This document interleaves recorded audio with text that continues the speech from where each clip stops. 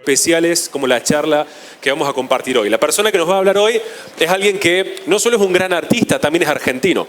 Es alguien que nació en un país como el nuestro, que conoce realidades como las nuestras y que nos va a poder hablar en primera persona del desafío que representa haber nacido en esta parte del mundo, con sus pros, con sus contras, con lo que todos conocemos, pero también lo que se siente dar un paso adelante, un día a la vez, en pos de uno de esos grandes sueños que creo que todos los que estamos acá tenemos como artistas o como profesionales.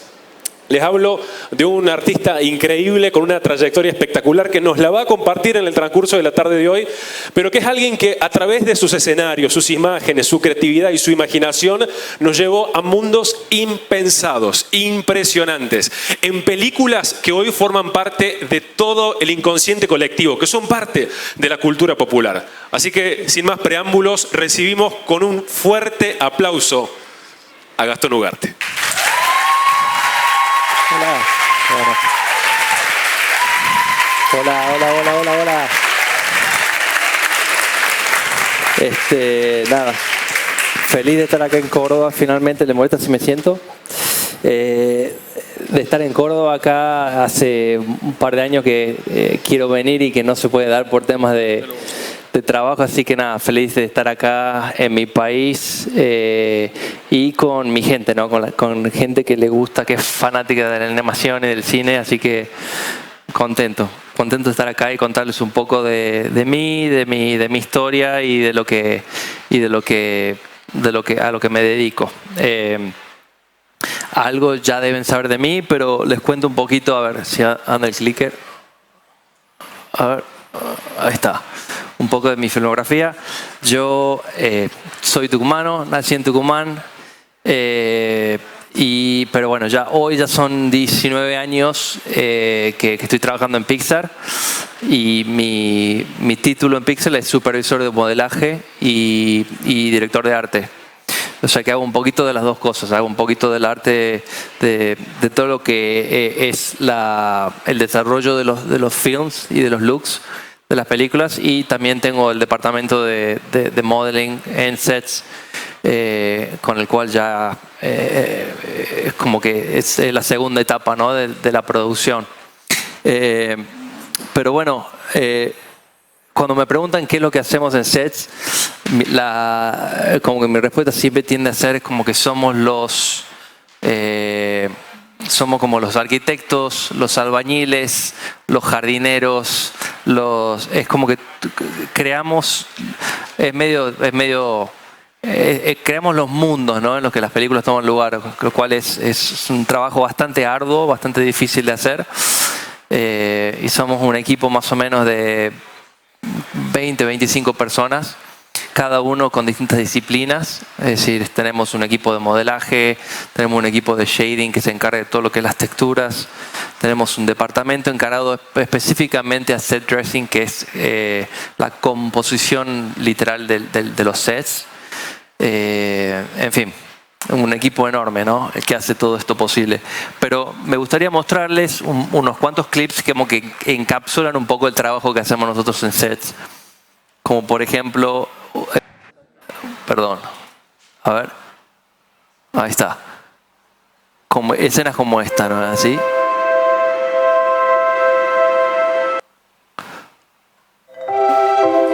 O como estas.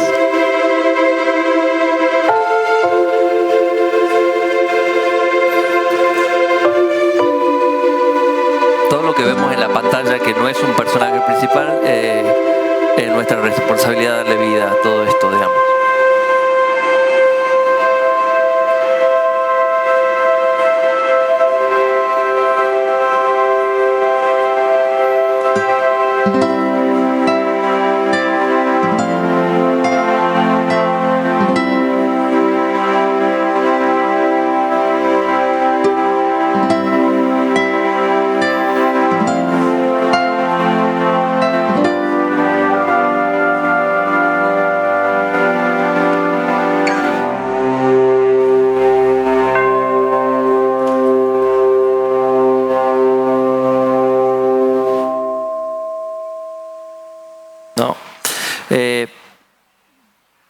Antes de empezar a compartir el material que preparé para contarles, para mostrarles, me parece importante también de pronto tocar un poco cómo es que de Tucumán terminé llegando a Pixar, que es una pregunta que me hacen todo el tiempo y que es sumamente difícil de explicar porque no fue un camino muy lineal, ¿no? Pero les cuento un poco de dónde vengo. Soy tucumano, como les decía.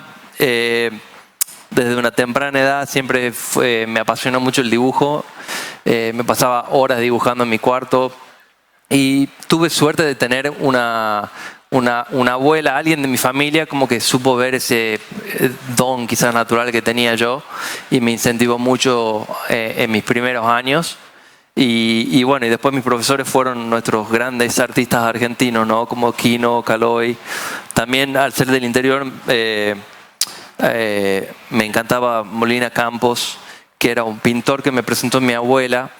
Mi abuela era pintora tradicional, le gustaba el arte, o sea, hacía óleos y acuarelas y eran cosas sumamente aburridas, para mí no me gustaban, pero cuando me mostró este artista que dibujaba como que con un tono medio de caricatura y es como que ahí empecé a agarrar mucho más un gusto, aprecio al arte, ¿no? Y fue así como me convenció a aprender a pintar en óleo, por ejemplo, porque yo no quería saber nada con los pinceles y demás. Y después, a medida que me fui haciendo grande, me empecé a ser muy fanático de los cómics. Como que me interesaba mucho eso de contar una historia con un dibujo, que en definitiva es lo que hacen los cómics. Y me volví bastante fanático de Uderzo y de Morris y de ilustradores ya de otro calibre, digamos. Y bueno, y a la hora de tomar una decisión en el secundario, yo soy más viejo, entonces no había internet en ese momento, no había nada. Era muy difícil encontrar información en su momento. Entonces terminé haciendo lo que me sugirió un amigo, que me fui a hacer un intercambio cultural a Estados Unidos en mi cuarto año del secundario. Entonces fui a parar a la casa de una familia americana y bueno, y ahí es cuando se fue dando mucho las cosas, ¿no? Por ejemplo, mi mamá americana estudiaba biología en la universidad enseñaba en la Universidad de Tampa y a la vez ella tenía un contacto en el departamento de arte que me presentó y el señor que era el profesor de arte del programa tenía un contacto en Disney, ¿no? En Disney de Florida, que era un chico que era un in-between artist y hacía como que limpiaba los dibujos de los cracks, digamos. Entonces me puse en contacto con él, me dio un par de pointers de qué es lo que tenía que hacer y me pasé todo ese veraneo en Estados Unidos dibujando y preparando un portafolio acorde a lo que buscaba Disney. Y nada, y escribí una carta a Disney, esto de haber tenido 19 años, antes de volver a quinto año. Y bueno, y pasó el tiempo y nunca me contestaron y me comencé a cursar arquitectura. Hice cerca de un año de arquitectura y como 6-7 meses después me respondió Disney finalmente una carta muy linda, como que diciéndome que veían mucho potencial en mí, pero que me faltaba como que formarme un poco más como profesional. Y en esa carta tuvieron la gentileza de agregar como que varias universidades las que ellos iban a buscar talento o que recomendaban. Y bueno, y ahí empecé fax va, fax viene, porque no había ni email todavía en esa época. Y terminé encontrando una escuela de arte que se llama Ringling School of Art and Design, Ringling College hoy por hoy. Y ahí, bueno, ahí decidí dejar arquitectura y me fui a estudiar a Estados Unidos y bueno, y así fue como llegué, ¿no? Y otra cosa que me gusta aclarar es que recién entré a Pixar en la tercera o cuarta vez que apliqué. Las primeras veces nunca me aceptaron, ¿no? Y me hizo más fuerte, me ayudó primero a desarrollarme mejor, porque cuando me recibí de la universidad sabía un poquito de todo, pero no era muy bueno en algo específico. Entonces yo creo que también me ayudó mucho eso, ¿no? Y bueno, bollé por unos cuantos estudios por varios años hasta que finalmente se me dio la chance de entrevistar en Pixar y el resto es historia. Estoy ahí desde entonces, digamos. Así que un poco larga la respuesta, pero bueno. Y la charla que tenía pensada para hoy es básicamente llevarlos paso a paso por el proceso que vamos tomando a la hora de comenzar con nuestras películas. Nuestras películas están constantemente en construcción, entonces muchas veces nosotros empezamos nuestras películas y van mutando y van cambiando y hay cosas que nos tenemos que tirar o desechar y es un material muy lindo, por eso me gustaría compartir con ustedes un poco de eso. Entonces los voy a llevar desde el comienzo, cómo comenzamos, cómo se vería el Downtown. Pero inclusive los personajes cambian muchísimo desde comienzo a fin en una película. Cuando comenzamos en Onward en Unido, los personajes eran son elfos, ¿no? En la película, en la versión final también. Pero el estilo que estábamos teniendo era muy fiel al estilo de un elfo, o sea, de la anatomía de los elfos, con los pelos blancos y los ojos bien almendrados. Y por muchísimo tiempo los personajes se vieron así. Son algunas exploraciones de distintos looks. Y estos fueron los personajes de Onward por el primer año y medio de la producción, se veían así. Y cuando nos empezamos a dar cuenta de todo lo que les vengo mencionando, de lo mundano, de lo fantástico, como que pegaban con el mundo que estábamos construyendo, ¿no? Entonces nos tocó como que cambiar el look y hacerlos un poco más acorde al mundo que estábamos construyendo alrededor de ellos. Entonces es como que hay un montón de cosas que van cambiando durante las etapas iniciales de la película y todo esto va cambiando en base a la historia, ¿no es así? Que me lleva a esta pregunta, que ¿qué impulsa el look final de nuestros films? Y es la historia. Todo lo que hacemos nosotros desde la primera página del guión hasta el último píxel que ven en la pantalla es con el fin de tratar de contar una mejor historia. Y cada uno de los departamentos de Pixar, en mi caso el departamento de sets y de arte, aportamos nuestro granito de arena para poder primero sumergir ustedes a la audiencia en una mejor experiencia y muchas veces también ayudar a contar la secuencia o lo que tengamos que hacerte sentir en ese momento con nuestras herramientas, ¿no? Y traje un par de ejemplos para mostrarles esto. A ver, ahí está. Este ejemplo me pareció el más genial de todos porque es la vida civil de Bob en Los Increíbles. La vida civil de Bob, cuando arrancamos Los Increíbles, si se acuerdan, estamos como que en una etapa medio triste para Bob, en la cual Los Increíbles ya dejaron de funcionar, los pusieron undercover de vuelta y él está trabajando en un trabajo que odia.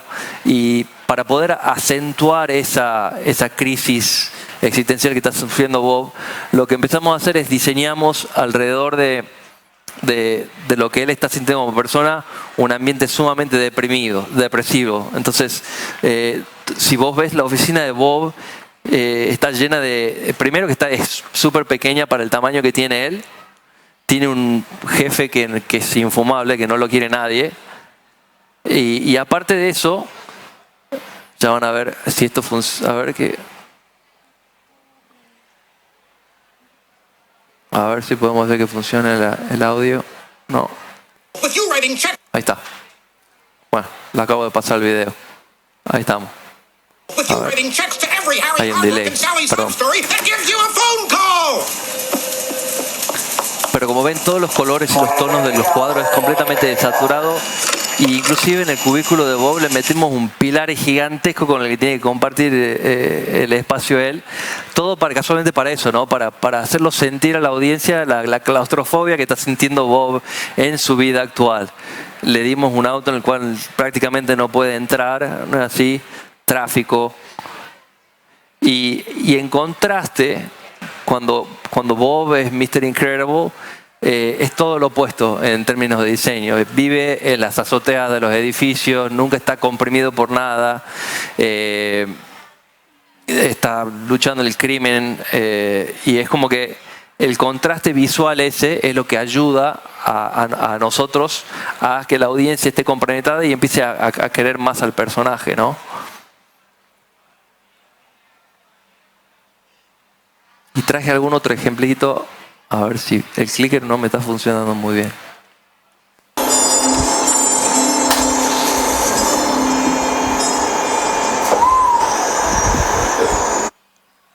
Pero bueno, es como que creo que esta imagen dice más que más mil palabras, ¿no? Como en Wall-E también igual. Los primeros 20-25 minutos de Wall-E utilizamos una paleta sumamente desaturada y es simplemente el robotito haciendo su tarea por la Tierra, una Tierra totalmente abandonada que inspira desolación y de repente 20 minutos dentro de la película Wall-E descubre una flor y la flor, obviamente ahí usamos el contraste de color, ¿no? Una flor bebé, verde, que inspira como que de una manera simbólica le da al espectador como que, bueno, empieza una historia nueva, nos vamos a otro lado y también dan cierta esperanza, ¿no? Para el futuro, para el día de mañana. Entonces, siempre por medio de diseño tratamos de utilizar ese tipo, ya sea el color, la iluminación, la forma de algo, para ayudar a contar una mejor historia. Hablando de formas, se ve perfectamente ejemplado en Up, por ejemplo, con Russell y con Carl. Ellos son, como sabemos, nuestros protagonistas principales y a ver si puedo hacer que funcione esto. Ahí está. Y Carl, bueno, Carl es el típico viudo, gruñón, que detesta la vida, ¿no? Y para complementar eso en todo lo que es la parte de diseño, lo que tratamos de hacer es como que darle a él ese look bien áspero y duro. Entonces, si vos te pones a analizar su diseño, es un cubo, ¿no? Es decir, su cara es un cuadrado. Inclusive, cuando hicieron el diseño de las manos, a ver, la próxima diapositiva, ¿no? Como que las manos, todo es bien boxy, bien duro. ¿No? Y si hacemos una abstracción del diseño, es como que es un cubo, Carl, literalmente. Y para contrarrestar eso, tenemos a Russell, el protagonista, el sidekick de él, y Russell es asiático, es... a ver si... Ahí está, ¿no? Entonces el diseño es completamente distinto. Utilizamos un huevo, literalmente, para diseñar a Russell, que si lo abstraes es literalmente eso, ¿no? Es un huevo. Entonces siempre estamos buscando eso y también lo inspiramos, por cierto, lo inspiramos en nuestro director Pete Sohn, que por mucho tiempo fue el scratch voice de Russell durante la producción de la película y nos quedamos enamorados con Pete porque le daba tanta vida a Russell que cuando conseguimos el chiquito que finalmente terminó siendo la voz de Russell estábamos todos tristes porque nos gustaba más la voz de Pete Sohn. Muy gracioso. Pero bueno, se dan cuenta de lo que quiero llegar, ¿no? Bueno. Y eso me lleva ahora a influencias, que también es algo muy importante a la hora de empezar a desarrollar las películas. Y las influencias llegan de distintos lados, como que dependiendo de la película que tenemos que crear o del mundo que tenemos que recrear, cambiamos un poco el foco de dónde es que miramos estas influencias. Entonces traje un par de influencias distintas para distintos films que hicimos. Porque pueden ser, por ejemplo, como en el caso de Valiente, de Brave, fue sumergirnos más que nada en Escocia, en la Escocia vieja, antigua, y aprender un poco de la cultura, de cómo es la interacción entre los reinos y ese tipo de historias, ¿no? Y obviamente tratar de darle un buen homenaje a Escocia simplemente en su naturaleza y en su belleza, digamos.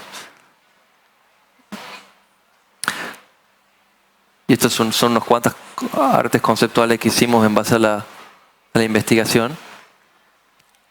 Pero en el caso de Coco, por ejemplo,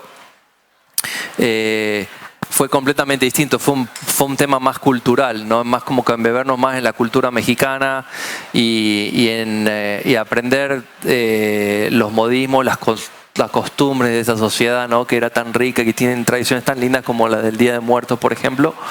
Entonces fue un poco, más que nada, estudiar mucho de Día de Muertos sabíamos que era una celebración sumamente importante para la cultura mexicana, entonces lo tomamos con muchísima responsabilidad para tratar de depictar todo de la mejor manera posible y con respeto y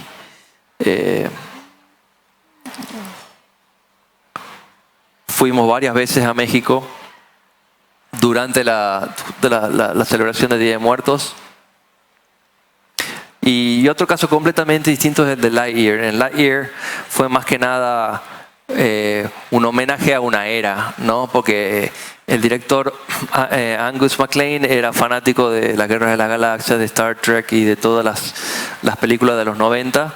Y nos basamos mucho en eso y en los dibujos animados de los 80 y de los 90. Es como que Angus quería hacer una película de ciencia ficción, pero que tenga esa ancla, ¿no? Como que se sienta táctil. Entonces por eso hemos utilizado mucho los artefactos de los 90, como los joysticks y las computadoras. Y él no se imaginaba un mundo muy, touchscreens y todo eso. Entonces todo esto fue lo que terminó impulsando el look final de la película. Que si ven, estos son unos cuantos diseños de la peli final. Y están como que muy anclados en toda esa era, digamos. Ahora, lo que nos lleva ya al desarrollo final de los looks de las películas. Cuando ya hemos hecho toda esa exploración inicial y ya tenemos como que un pantallazo en general de lo que queremos hacer, lo que tendemos a hacer es nos autoflagelamos y nos generamos como que reglas que tenemos que seguir y que cumplen diversas funciones. La función principal es más que nada utilizar diseños de principio consistentes en todo lo que diseñamos para una película, para que se vea coherente, para que se vea cohesiva, ¿no? Así. Entonces eso es lo más difícil de hacer. Es empezar a ver todo el arte conceptual que generamos, qué es lo que más nos gusta, qué es lo que menos nos gusta, qué es lo que más ayuda a la historia, y en base a eso empezamos a generar estas reglas, ¿no? Y traje un par de ejemplos como para mostrarles un poco, para que entiendan visualmente a lo que me refiero. En el caso de Intensamente, por ejemplo, todo surgió con la idea de que quizás el mundo de Riley, el mundo interno de Riley, esté basado en un cerebro o en un abstracto de lo que sería un cerebro, y que el mundo de afuera, o sea, la vida real, sea como la vida real normalmente. Lo que significa que el lenguaje visual de la película cambia cuando estamos adentro y cuando estamos afuera. Y lo que terminó inspirando el look de todo lo que son los sets internos de la cabeza de Riley fueron toda la parte de investigación que hicimos. Fuimos como que bromeo que nos tocó hacer secundario de vuelta y estudiar un poco de química y de biología y estructuras de ADN y células, y empezamos como que a buscar cómo podríamos diseñar los distintos elementos que tenemos que diseñar del mundo de Riley adentro con ese tipo de cosas, digamos. Entonces usamos, por ejemplo, estructuras de ADN para quizás diseñar escaleras, o muchas de las casas tienen forma de celuloides y a veces hacemos eso también, que es como mostrar cuando estamos por comenzar ya a construir todo lo que tenemos que hacer para una película. A veces no es simplemente los sets más importantes o elegantes, sino también tenemos que modelar un spray o modelar cositas simples. Y estos son hojas que nos genera el departamento de arte para explicarle a un modelador o a alguien del departamento de Technical de cómo traducir, si yo tengo que dibujar una flor, pero que tiene que ser para Intensamente, cómo aplicar esos principios de diseño para que esa flor se vea del look de la película. Y este es un ejemplo de eso. Y este es un ejemplo, por ejemplo, de todo lo que les vengo mostrando de principios de diseño que nos basamos para la película. Este es el cuarto de las emociones. Y pueden ver todo lo que les decía, ¿no? Nada es muy rígido, duro. Estos predominan las formas redondas. What the heck is that?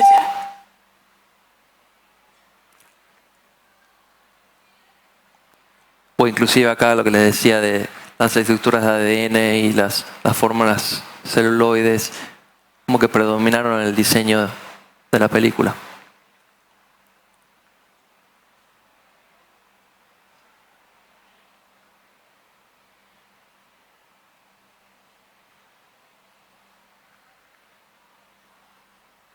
Y también tenemos reglas que ya no son tan... Porque muchas de estas reglas que les vengo diciendo comienzan desde la etapa principal, es decir, el departamento de arte las utiliza para diseñar cosas. Pero también tenemos reglas que utilizamos, por ejemplo, para el departamento de lighting, de iluminación. Entonces, una regla que era muy predominante en Coco era que el 80% de las secuencias de Coco, cuando toman lugar en Santa Cecilia, que no es en el día dentro del mundo de los muertos, estos generalmente son de día y de noche. El mundo de los muertos es siempre de noche y siempre utilizamos luz artificial. Entonces, luz natural, luz artificial. Otra cosa que hacemos es tendemos a hacer un contraste del mundo, por ejemplo, en el mundo de los vivos predominaban los colores cálidos, mientras que en el mundo de los muertos siempre luz artificial y bien fría, muchos púrpuras y azules, ¿no? Y otro era la verticalidad, o sea, en el mundo de los vivos, donde vive Miguel, una ciudad muy humilde como Santa Cecilia, es bien plano todo, y en el mundo de los muertos Lee, el director, quería buscar como que una fantasía vertical, una onda Blade Runner, digamos. Entonces por eso esa fue otra de las reglas que implementamos para la película. Y tengo un par de ejemplos más. Por ejemplo, no sé cómo estamos de tiempo, pero este es un ejemplo para Lightyear. Y en Lightyear teníamos dos mundos bastante explícitos. Teníamos el mundo de Buzz y de Star Command, y después tenemos el mundo de Zurg, que es el villano de la película.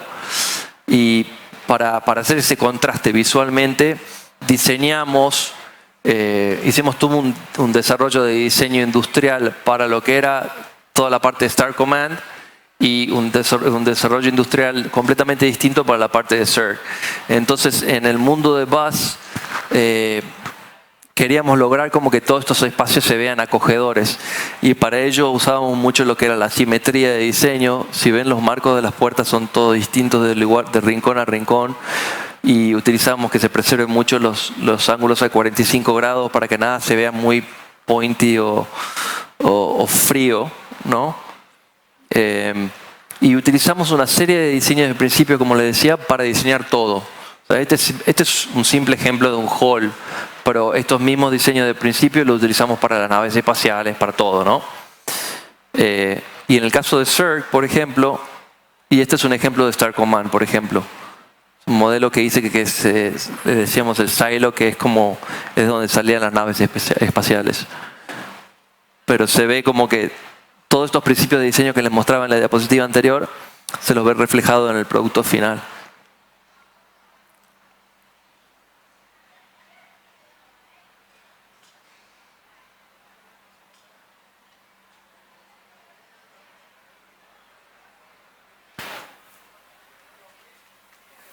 Este es otro clip, pero lo voy a evitar porque es un poquito más de lo mismo y estamos quedándonos tiempo.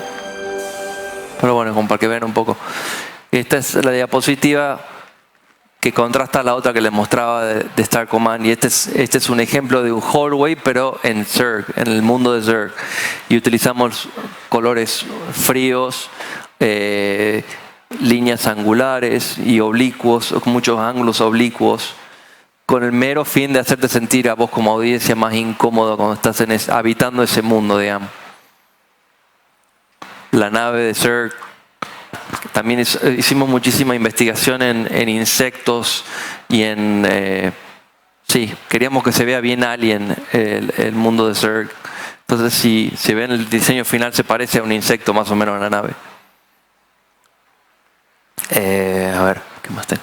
Y bueno, y una vez que ya tenemos una idea bastante concisa de qué es lo que queremos hacer, empezamos con los famosos looks tests. Y en los looks tests lo que estamos buscando es simplemente aplicar todos los principios de diseño, todo lo que aprendimos durante toda esta etapa principal o preliminar de la película, y queremos llevar una secuencia o contar una pequeña historia del personaje o de lo que fuese en no más de 2-3 minutos para literalmente pasar por todo el pipeline, es decir, modeling, rigging, lighting, final clip, ¿no?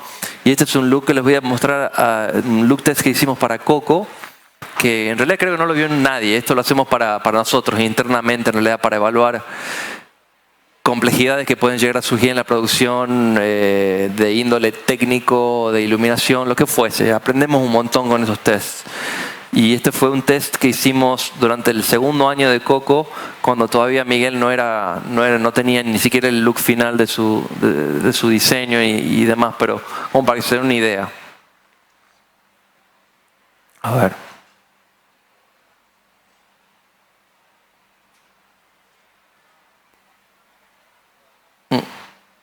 No arranca, a ver. Está con delay.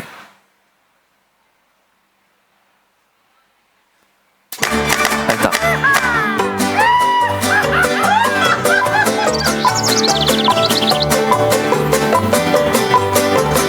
Modelamos una calle principal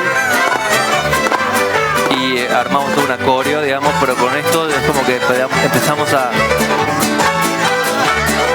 responder un montón de preguntas y de complejidades que podemos tener en un futuro.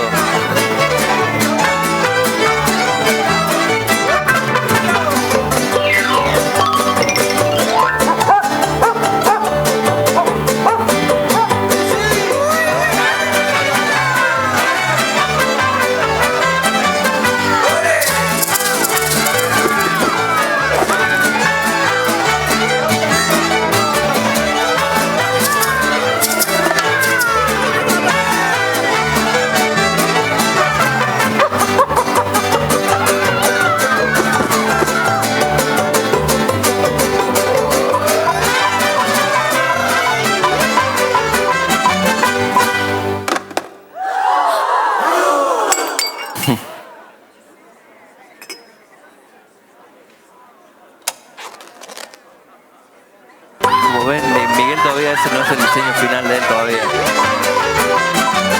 Se veía bastante parecido, pero todavía no es lo que terminó. Y este es lo mismo, pero usando layer como que de ejemplo. Agarramos una pintura de Star Command y modelé un set bastante crudo.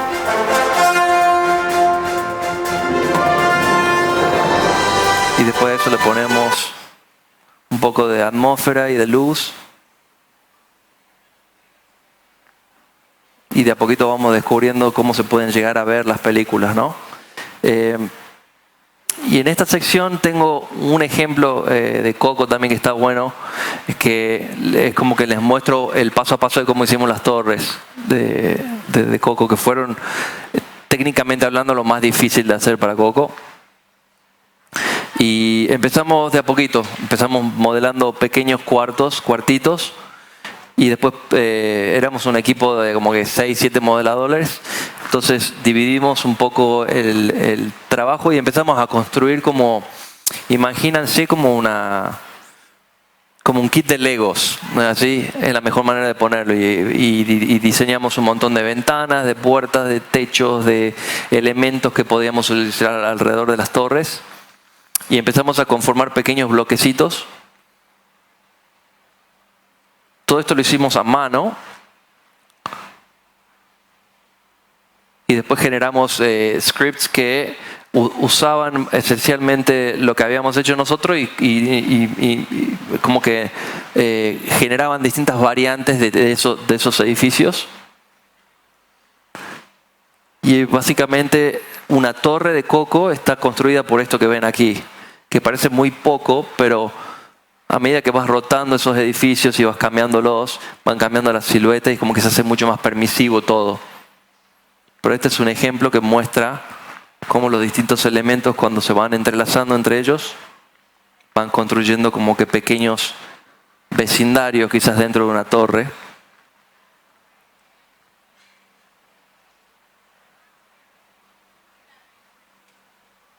Hablando de cosas que aprendemos con los looks test, como que vieron recién de Coco, una de las cosas que no nos veíamos venir con las torres de Coco era el problema de iluminación. Cada torre de estas tenía cientos de miles de millones de luces, y eso fue algo que lo descubrimos con ese mismo test bien pequeño en una cámara caminando por un pasillo.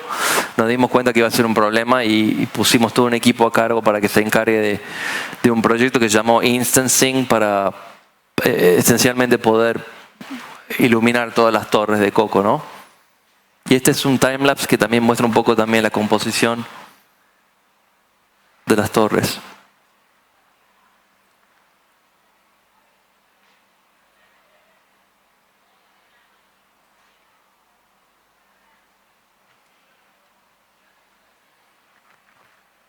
Mucho comping.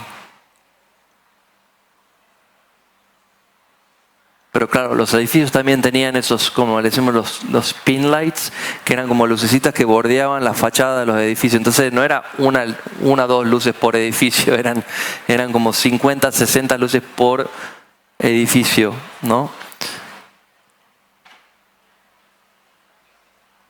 Entonces al final sí, terminamos haciendo muchísimo comping y editaje y optimizaciones.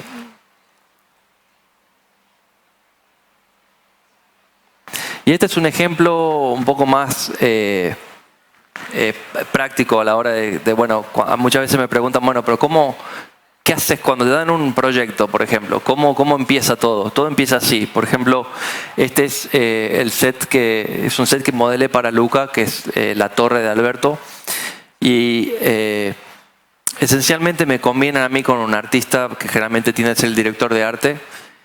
Y nos hacen ver la secuencia, entonces vemos cómo es el uso del espacio que tenemos que diseñar.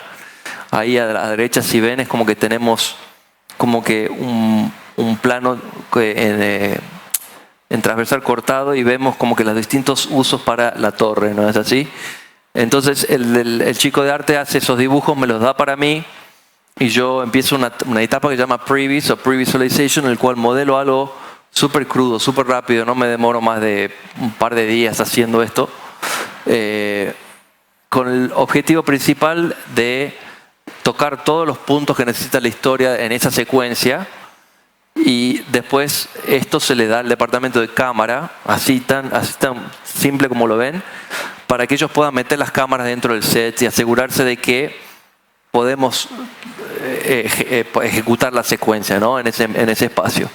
Y una vez que está todo eso encaminado y el departamento de cámaras pueden hacer el layout de la secuencia, yo trabajo con el chico del departamento de arte y le proporciono un par de imágenes de este set así bien crudo, y él empieza a hacer dibujos finales en base a las tomas que yo les doy. Empiezan a hacer, y entonces recibo arte como esta, por ejemplo, ¿no? Ejemplos y un arte principal, digamos. Estos son los distintos lugares de la torre.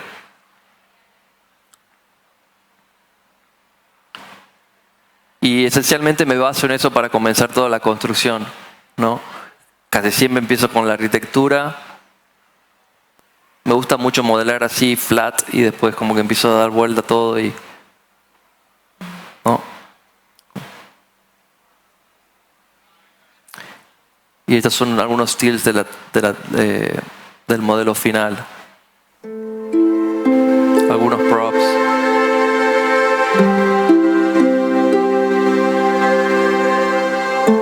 Esta escritora tenía, en un momento de la película, los personajes interactuaban con la cosa esta, entonces le ponemos mucho más. Pero bueno, sé que estamos ya medio corto de tiempo. Esto simplemente muestra el modelo final.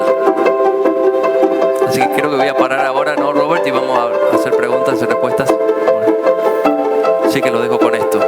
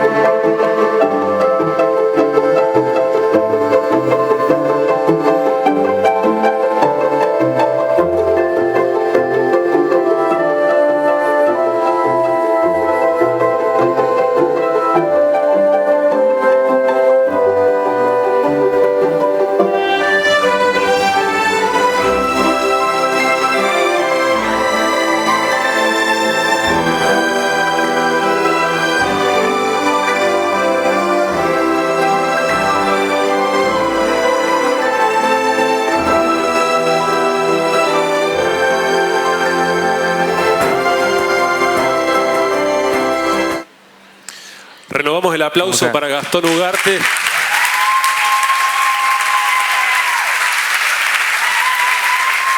Gracias, Gastón. Gracias.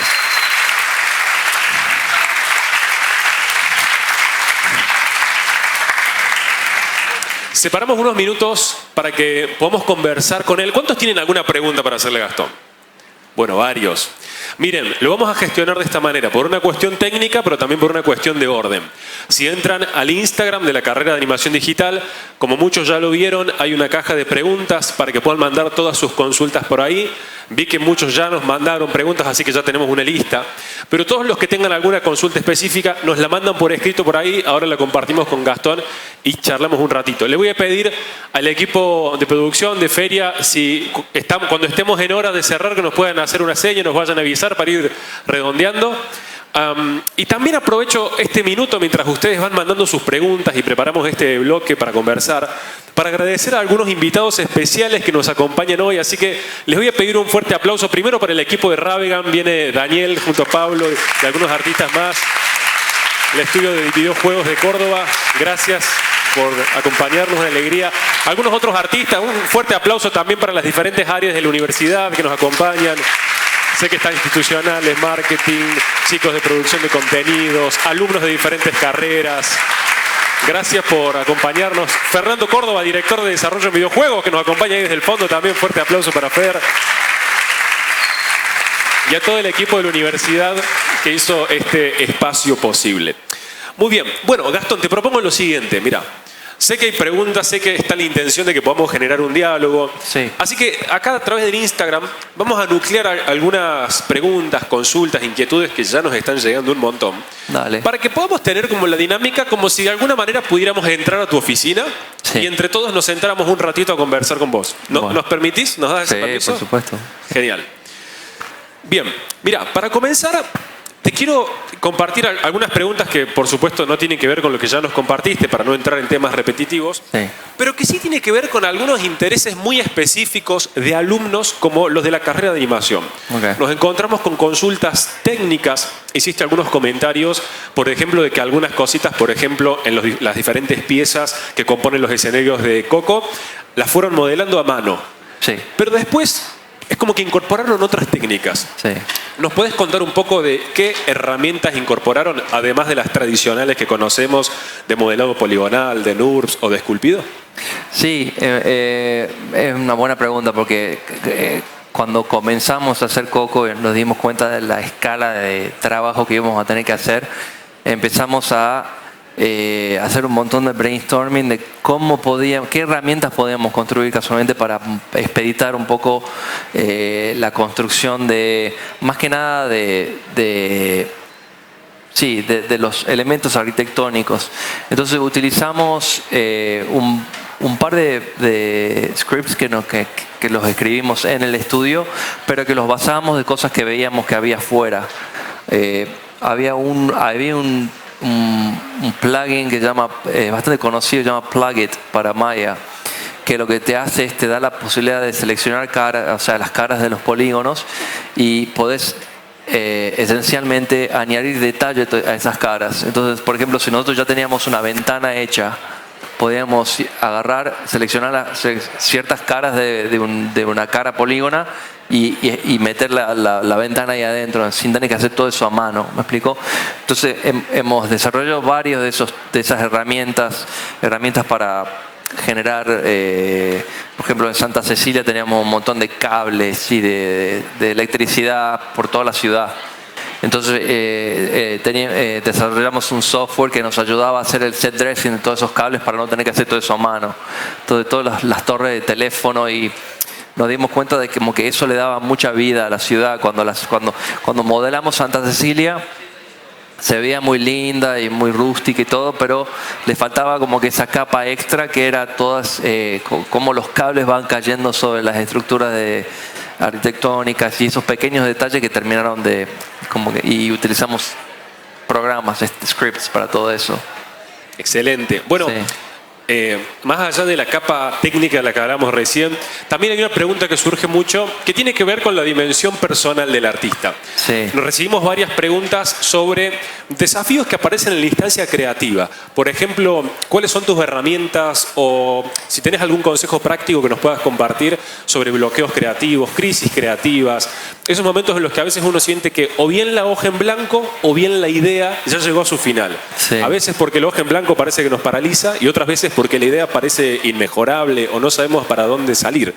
Sí. ¿Algún consejo práctico que les puedas compartir a la comunidad de alumnos de a qué herramienta podemos recurrir frente a un desafío como esos?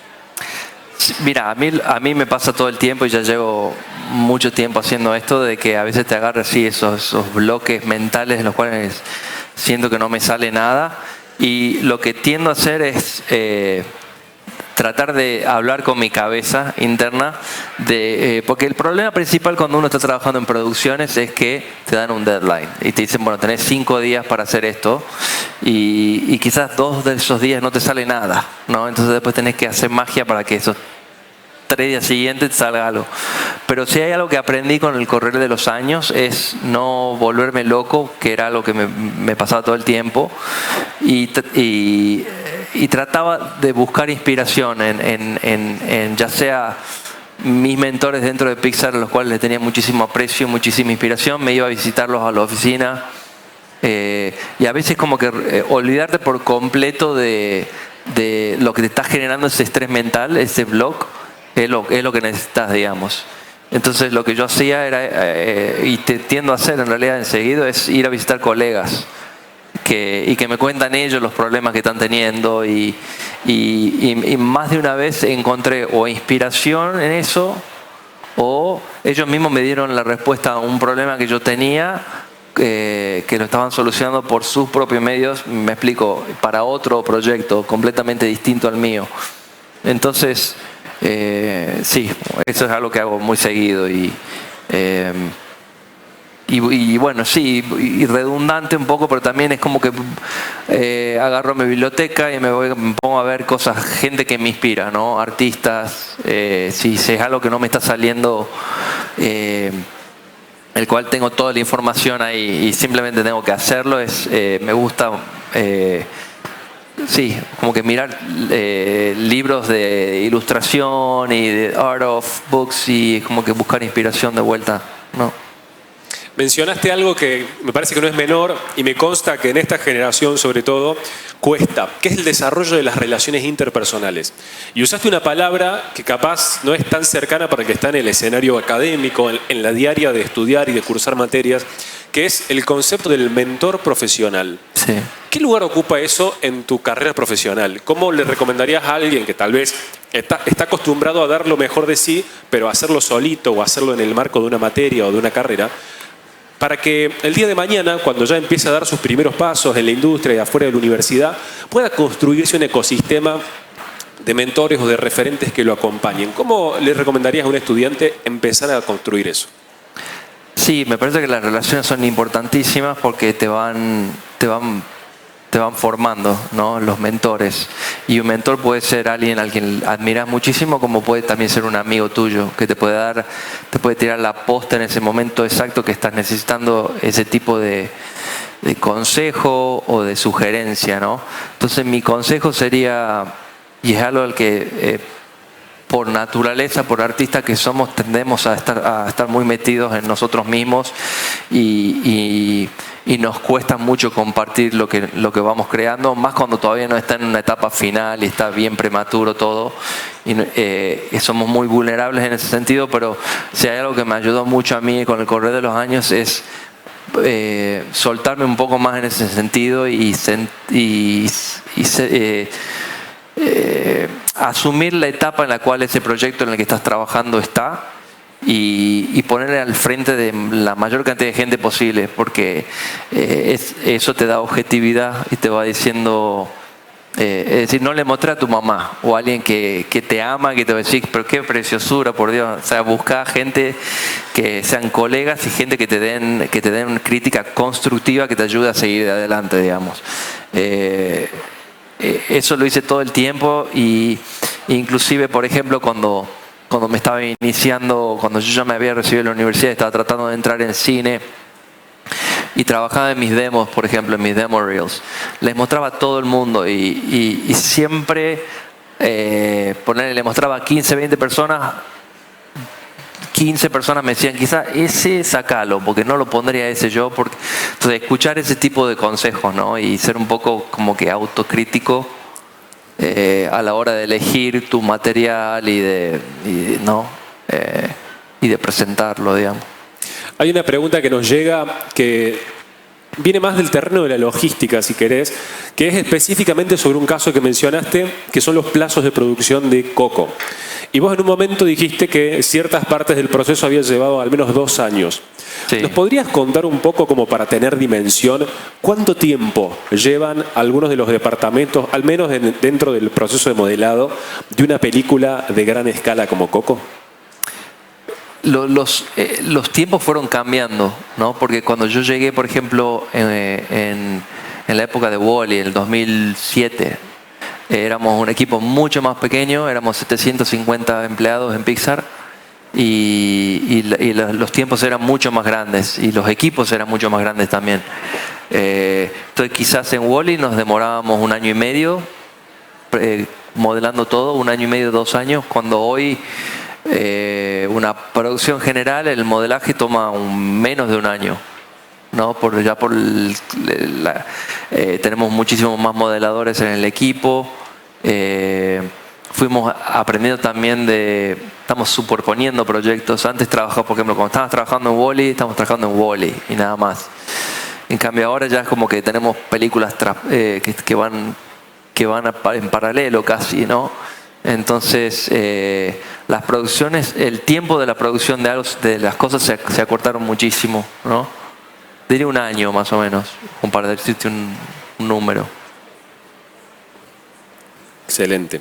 Tenemos, un montón de preguntas referidas a tu trayectoria, algunos desafíos, preguntas que te fueron surgiendo, inquietudes personales, pero hay una en particular que se repite bastante, que tiene que ver con ese momento entre que te postulaste a Pixar y aún no recibías la respuesta positiva. Sí. ¿Qué lecciones nos podés compartir de ese tiempo, si querés, silencioso, desde que vos te ibas postulando o ibas golpeando puertas hasta el día en el que se abrió la puerta? Porque cuando lo contabas, usaste una expresión muy, muy específica y muy potente, que es que fue un proceso que te fortaleció. Sí. ¿Qué recuerdas de ese tiempo que nos puedas compartir? Sí, me acuerdo que me recibí de la universidad en una época medio difícil en Estados Unidos, era la guerra del Golfo en el 2002, y no había mucho trabajo. Tuve la fortuna de ser entrevistado por toda la gente que llegaba, fue a vernos DreamWorks y Pixar y Blue Sky y Nickelodeon. Hablé con todos los recruiters y yo estaba lleno de emoción porque estaba súper contento de que había recibido todas esas entrevistas, y resulta que al fin del día ninguna me volvió a llamar. Y mi experiencia fue difícil, la verdad que fue algo que no me esperaba y que me terminó fortaleciendo en realidad, ¿no? Porque me impulsó a seguir trabajando en mi trabajo y en empezar a ser un poco más autocrítico a la hora de preparar este trabajo que uno manda, ¿no? Porque en su momento, cuando, al menos a mí, en Ringling, en mi universidad, yo me recibía con una visión bastante general de la industria. O sea, sabía modelar algo, sabía hacer un poquito de layout y mover las cámaras dentro de Maya, y sabía un poquito de renderizaje, pero todo era muy poquito, era un generalista literalmente. Y para entrar en cine, lamentablemente, uno tiene que ser muy bueno en algo, porque hay departamentos enteros de solo modelaje, solo iluminación, solo animación, Entonces fue imperativo para mí en realidad tener un tiempo, tener 5 años como para seguir formándome como profesional y encontrarme a mí y quién era yo como artista. Y sin ir más lejos, yo cuando empiezo animación en computación, yo estaba convencido que quería ser animador, y en mi 2.º año me di cuenta que eso no era para mí y que yo estaba mucho más atado al arte y al diseño, y por eso me termino especializando en modelaje. Entonces me parece que cuando uno recién se recibe, lleno de sueños y como que con ganas de empezar ya, tener un tiempo para realmente encontrarte con vos mismo, al menos a mí me funcionó. Fue impresionante. Aparte, en cada pequeño estudio en el que trabajé antes de llegar a los estudios más grandes de cine, siempre fui aprendiendo algo nuevo y me fue haciendo mejor artista. Y cuando llegué a Pixar es como que me sentía mucho más confiado conmigo mismo, una confianza mucho más elevada, ¿no? Gastón, muchísimas gracias por todo lo que nos compartiste. Ya estamos en horas de ir cerrando. Bueno, dale. Queremos agradecerte no solo tu generosidad de abrirte, de responder nuestras preguntas, de compartir todo el contenido que trajiste, sino también lo accesible que lo hiciste para nuestra realidad, para el país en el que vivimos, para la carrera que estudiamos. Así que muchísimas gracias y este aplauso es para vos. Gracias por venir. Muchas gracias a ustedes. Gracias por venir.